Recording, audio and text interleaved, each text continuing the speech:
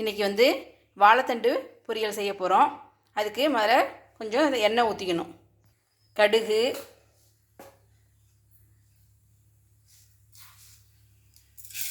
உளுத்தம்பருப்பு,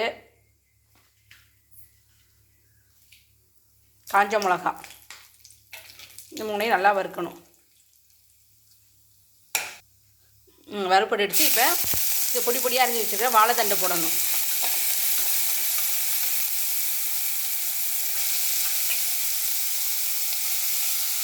இப்போ ஊற வச்ச பைத்தம்பருப்பு, ஒரு பைத்தம்பருப்பு ஒரு அரை மணி நேரம் ஊற வச்சா போதும். ஒரு கைப்பிடிய பைத்தம்பருப்பை ஊற வச்சு அதோட போட்டு தேவையான அளவு உப்பு,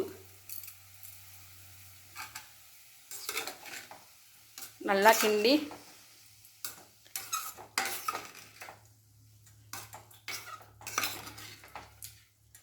அதிலையே தண்ணி இருக்கும். அதை சிம்மில் வச்சு நல்லா பிரட்டி பிரட்டி வேக வைக்கணும்.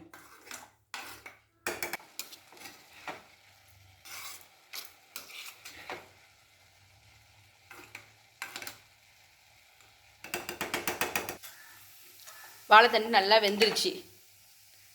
இப்போ தேங்காயும் கருவேப்பிலையும் போடணும்.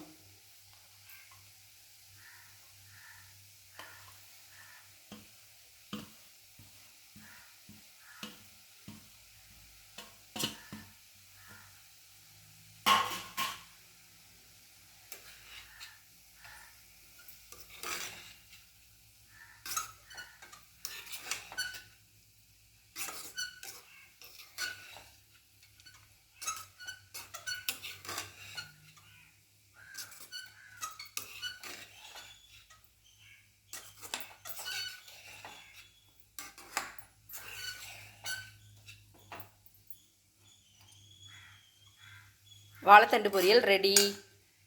சாம்பார் சாதம், ரசம் சாதம் எல்லாத்துக்கும் தொட்டு சாப்பிட்லாம். ரொம்ப அருமையாக இருக்கும். சாதத்துலேயும் நெய் விட்டு பிசைஞ்சு சாப்பிட்லாம்.